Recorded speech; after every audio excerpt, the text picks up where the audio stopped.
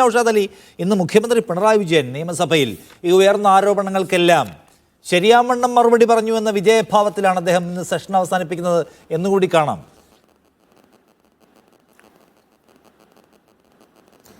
ഇവിടെ നിഷാദ് ഇവിടെ വിവിധങ്ങളായ ചോദ്യങ്ങൾ ചോദിക്കുമ്പോൾ സമ്പത്തിനെ സംബന്ധിച്ച് അതിൽ മറുപടി ഇല്ലാതെ വരുമ്പോൾ ഉത്തരം മുട്ടുമ്പോൾ അദ്ദേഹം പറയുന്നത് ഇതൊക്കെ സബ്ജുഡൈസ് ആയിട്ടുള്ള കാര്യങ്ങളാണ്, അതൊക്കെ അങ്ങനെ അങ്ങ് മറുപടി പറയാൻ പറ്റില്ല, അത് ചാനലിൽ പറയാൻ പറ്റില്ല, അത് നിയമസഭയിൽ പറയാൻ പറ്റില്ല എന്നൊക്കെയാണ്. ഇവരെന്തൊക്കെ ന്യായീകരണങ്ങൾ ചമച്ചാലും ഇതൊക്കെ എന്താണ് എന്ന് മനസ്സിലാക്കാനുള്ള വിവേകം നമ്മുടെ ഈ നാട്ടിലെ ജനാധിപത്യ വിശ്വാസികളായ മനുഷ്യന്മാർക്കുണ്ട് എന്നുള്ളത് ഞാൻ അടിവരയിട്ട് പറയുകയാണ്. അതിന് ഏറ്റവും വലിയ തെളിവാണ് കഴിഞ്ഞ കാലങ്ങളിലൊക്കെ CPMന്റെ നേതാക്കൾ സമാനമായ വിഷയങ്ങളിലെടുത്ത ഒരുപാട് നിലപാടുകൾ നമ്മുടെ നാട്ടിലുണ്ട്. അപ്പൊ അതുകൊണ്ട് ഇവർ ഈ പറയുന്ന ഇവരുടെ ഒരു വൈരുദ്ധ്യം, ഇവർ ഭരിക്കുമ്പോൾ ഇവർ പറയുന്ന വിചിത്രമായ ന്യായം, ഒരാൾക്കെതിരെ അഴിമതി ആരോപണം ഉണ്ടായി അത് തെളിഞ്ഞ് അദ്ദേഹത്തിന് ശിക്ഷ കിട്ടുമ്പോഴേ അദ്ദേഹം പദവിയിൽ നിന്ന് ഒഴിയേണ്ട കാര്യമുള്ളൂ എന്നൊക്കെ സമീപകാലത്തെ പല വിഷയങ്ങളിലും നിലപാട് പുതുക്കിയ ആളുകളാണ് ഇവർ. അപ്പൊ ഇവർക്ക് പുതിയ കാലത്ത് ഇങ്ങനെ പഴയ നിലപാടുകളെയൊക്കെ പുതുക്കി പണിതുകൊണ്ട് പുതിയ സൂത്രവാക്യങ്ങളും പുതിയ ഒഴിഞ്ഞു മാറലുകളൊക്കെ ഇവർക്ക് പ്രയോഗിക്കേണ്ടി വരികയാണ്. അത് ഇവരുടെ ഗതികേട് കൊണ്ടാണ് എന്ന് നമുക്ക് വളരെ കൃത്യമായിട്ട് ലളിതമായി മനസ്സിലാവും. ഇവിടെ ഇപ്പൊ നിഷാദ് ചോദിച്ചല്ലോ, ആ മാർച്ച് 28-ാം തീയതി 2020 5:55 സമയത്തെ ഒരു തീരുമാനവും 7:48 സമയത്ത് ഒരു തീരുമാനമൊക്കെ ഇവിടെ പറഞ്ഞല്ലോ. ഇതൊക്കെ വളരെ ചെറിയ യുക്തി കൊണ്ട് ആർക്കും മനസ്സിലാകുന്ന പച്ചക്കുള്ള അഴിമതിയാണ്. ഞാൻ ഓർത്തു പോകുന്നത്, ഈ ഉത്തരേന്ത്യയിലൊക്കെ നമ്മൾ കേട്ടിട്ടുണ്ട്, ഈ മുമ്പൊക്കെ ട്രെയിൻ അപകടങ്ങൾ ഉണ്ടാകുമ്പോൾ ആളുകള് ഉടൻ കമ്പാർട്ട്മെന്റിലേക്ക് ഓടിക്കയറി മൃതപ്രായരായി കിടക്കുന്ന മനുഷ്യന്മാരുടെയും അല്ലെങ്കിൽ ജഡങ്ങളുടെയൊക്കെ ചെവിയും കയ്യും ഒക്കെ അറുത്ത ആഭരണങ്ങൾ കടത്തിക്കൊണ്ടു പോകുന്ന കഥയൊക്കെ നമ്മൾ വായിച്ചിട്ടുണ്ട്. അതിന് സമാനമാണ് ഇവിടെ സമ്പത്ത് പറഞ്ഞു. നമുക്കൊക്കെ മുഖാമുഖം കാണാൻ പോലും ഭയമുണ്ടായിരുന്ന ഒരു കാലത്ത് ഇവർ ചെയ്തിരുന്ന പണി ഇവിടെ തീവെട്ടി കൊള്ളയായിരുന്നു.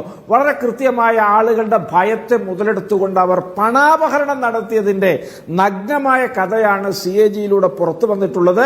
ഇത്തരത്തിലുള്ള പണാപഹരണം നടത്തിയ ആളുകൾ അന്നുണ്ടായ ജനങ്ങളുടെ ഒരു ട്രോമയെപ്പോലും മുതലെടുത്തിട്ടാണ് ഇന്ന് തുടർഭരണവുമായിട്ട് നമ്മളെ ഭരിക്കുന്നത്. ഏതായാലും ഗതികേട് എന്നതിന്റെ അപ്പുറത്തൊന്നും ഇതിനെ വിശേഷിപ്പിക്കാൻ പദങ്ങളില്ല. കൃത്യമായിട്ട് കേരളത്തിലെ ജനങ്ങൾ ഇത് മനസ്സിലാക്കുന്നുണ്ട്. ഇവിടെ ഉയർന്നിട്ടുള്ള നിരവധിയായ ആരോപണങ്ങൾ, ഈ നിയമസഭാ സമ്മേളനം തുടങ്ങിയതിന് ശേഷമുള്ള ആരോപണങ്ങളിൽ എല്ലാത്തിലും പ്രതിക്കൂട്ടിലും പ്രതിരോധത്തിലുമാണ് CPM. മുഖ്യമന്ത്രിയെ സംബന്ധിച്ചിടത്തോളം അദ്ദേഹം ചോദ്യങ്ങൾ പോലും ഇഷ്ടപ്പെടാത്ത ആളാണ്. അദ്ദേഹം ഏകപക്ഷീയമായിട്ട് എഴുതി കൊടുത്തത് കൊണ്ടുവന്ന് വായിച്ച് അദ്ദേഹം ഇരുന്ന് താൻ മിടുക്കനാണ് എന്ന് പറഞ്ഞാൽ ഇവിടെ രാജാവ് നഗ്നനാണ് എന്ന് പറയാൻ ആരുമില്ലാത്ത വണ്ണം ഇതൊരു വെള്ളരിക്കാ പട്ടണമെന്ന്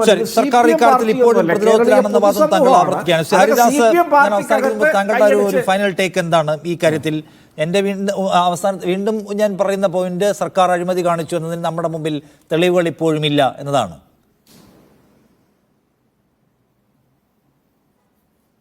എന്നോടാണോ? യെസ്. MK ഹരിദാസിനോടാണോ? ഈ സാൻഫാർമ കമ്പനിയെ പറ്റിയിട്ട് ഈ ശ്രീ സമ്പത്തിനോടൊന്ന് വിശദീകരിക്കാൻ പറയൂ. ഈ സാൻഫാർമ കമ്പനി എവിടെയാണ്? ഈ സാൻഫാർമ കമ്പനി എന്ന് പറയുന്നത് ആരാണ് നടത്തുന്നത്? ഈ സാൻഫാർമ കമ്പനിക്ക് ഒരു ഇമെയിൽ ID ഉണ്ടോ? ഈ സാൻഫാർമ കമ്പനി എന്ന് പറഞ്ഞിട്ടുള്ള ഈ 1550 രൂപയ്ക്ക് നിങ്ങൾ ഈ PPE കിറ്റിൻ്റെ ഓർഡർ കൊടുത്ത കമ്പനിയുടെ അഡ്രസ്സ്, വെബ്സൈറ്റ് അഡ്രസ്സ് എന്താണ്? വെബ്സൈറ്റിൽ ഇവരുടെ എന്ത് ID വെച്ചിട്ടാണ് ഞങ്ങൾ റെഫർ ചെയ്യേണ്ടത്? ഞങ്ങൾ നികുതിദായകരായിട്ടുള്ളവർ റെഫർ ചെയ്യേണ്ടത്? നിലാവുണ്ടെന്ന് കരുതിയിട്ട് വെളുക്കുവോളം കക്കുക എന്നുള്ളൊരു ചൊല്ല് മാതിരി തന്നെ ഒരു പാൻഡമിക് സിറ്റുവേഷനെ കുറിച്ചിട്ട് ഇത്രയും മോശമായ രീതിയിൽ ചൂഷണം ചെയ്യാൻ ഇടതുപക്ഷ ജനാധിപത്യ മുന്നണിക്ക്, ഒരു കമ്മ്യൂണിസ്റ്റ് സർക്കാർ എങ്ങനെയാണ് സർ സാധിക്കുന്നത്? താങ്കൾ ഒരു കാര്യം മനസ്സിലാക്കുക. താങ്കൾ പറഞ്ഞു, അതായത് എന്താണ് പറഞ്ഞത്, അസാധാരണമായ സാഹചര്യത്തിൽ അസാധാരണമായ തീരുമാനം എടുക്കാൻ വേണ്ടിയിട്ടുള്ള ഒരു നടപടിയാണ് മുഖ്യമന്ത്രി ചെയ്തതെന്ന്. വിവേചനാധികാരമുണ്ടെന്ന് കരുതിയിട്ട് നികുതിപ്പണം കൈകാര്യം ചെയ്യുമ്പോൾ അങ്ങേയറ്റം ശ്രദ്ധിക്കേണ്ട ഒരു സംഗതി കൂടിയുണ്ട്. നിങ്ങൾ ഒരു കാര്യം മനസ്സിലാക്കണം, ഫ്രണ്ട് ലൈൻ പോരാളികൾക്ക് വേണ്ടിയിട്ട് വാങ്ങിയ PPE കിറ്റിനെ ഒരു പ്രാവശ്യം ഉപയോഗിച്ച് കഴിഞ്ഞാൽ രണ്ടാമത് ഉപയോഗിക്കാൻ പറ്റാത്ത സാഹചര്യം വിലയിരുത്തിക്കൊണ്ടാണ് സാൻ ഫാർമയിൽ നിന്നും സാധനങ്ങൾ വാങ്ങിയത്. ഈ PPE കിറ്റിന് ഓർഡർ കൊടുക്കാൻ ഞങ്ങൾ പ്രേരിതരായെന്ന് പറയുമ്പോൾ സാൻ ഫാർമയിൽ നിന്നും കൊണ്ടുവന്ന PPE കിറ്റിന് ആരാണ് സാർ അംഗീകാരം നൽകിയിരിക്കുന്നത്? അവർക്കൊരു ISO 9002 സർട്ടിഫിക്കറ്റ് ഉണ്ടോ? അവർക്കൊരു ISI മാർക്കുണ്ടോ? നിങ്ങൾ ഈ 1550 രൂപയ്ക്ക് ഇത് കൊടുക്കുമ്പോൾ എന്ത് തീരുമാനം എടുക്കുമ്പോഴും ഇത്തരത്തിൽ പുനർചിന്തനം നടത്തിയിട്ടാണോ നിങ്ങൾ ഇത് ചെയ്തിരിക്കുന്നത്? താങ്കൾ ഒരു കാര്യം മനസ്സിലാക്കുക ശ്രീ സമ്പത്ത്, എനിക്ക് ഒരുപാട് കാര്യങ്ങൾ പറയാനുണ്ട്. മുഴുവൻ പറയാൻ വേണ്ടിയിട്ട് നിഷാദ് സമയം തരില്ല. ഈ CAG പറ്റിയിട്ട് ജീവിച്ചിരിക്കുന്ന കമ്മ്യൂണിസ്റ്റുകളിൽ അങ്ങേയറ്റം പാരമ്പര്യമുള്ള അച്യുതാനന്ദൻ പറഞ്ഞത് എന്താണെന്നറിയോ?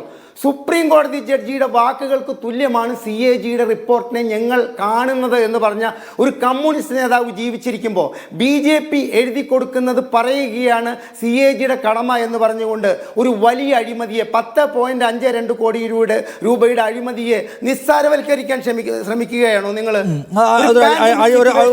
അഴിമതി പ്രശ്നമായി തന്നെ PPE കിറ്റ് പ്രശ്നത്തെ താങ്കളും ഉയർത്തി കാണിക്കുകയാണ്. എന്തായാലും ഈ ഡിസ്റ്റിലറിയുമായി ബന്ധപ്പെട്ട് ഉയർന്ന കാര്യത്തിൽ പാതിയും മറുപടി പറയാൻ മുഖ്യമന്ത്രിക്ക് ഇന്ന് കഴിഞ്ഞു. പക്ഷേ അപ്പോഴും പ്രധാനപ്പെട്ട പല ചോദ്യങ്ങളും ബാക്കിയാണ്. PPE കിറ്റിന്റെ കാര്യത്തിൽ പ്രതിപക്ഷ നേതാവ് ഉന്നയിച്ച പ്രശ്നത്തിന് അദ്ദേഹത്തിന് ഇന്ന് മറുപടി പറയാൻ കഴിഞ്ഞില്ല. നാളെ പറയുമോ എന്ന് നമുക്ക് ഉറ്റുനോക്കാം. ഞാൻ അവസാനിപ്പിക്കാൻ നിർബന്ധരാകുന്നു സമയപ്രശ്നം കാരണം. Thank you C Sampath, Noushad Ali, C Haridas ഈ ചർച്ചയിൽ പങ്കെടുത്ത് നിങ്ങളുടെ അഭിപ്രായങ്ങൾ പറഞ്ഞതിന്.